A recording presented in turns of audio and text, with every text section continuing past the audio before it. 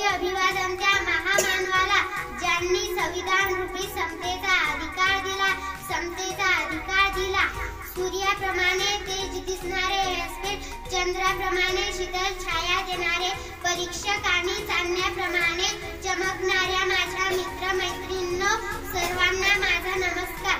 आज मी आपल्या समोर ज्ञानाचा तेजस्वी सूर्यदिन, दलितांचे कैवारी शिका, संघटित व्हा, संघर्ष करा असा सर्वांना दिव्य संदेश देणारे भारतरत्न डॉक्टर बाबासाहेब आंबेडकर यांची यशोगाथा सांगण्यास उभी आहे. डॉक्टर बाबासाहेब आंबेडकरांचे पूर्ण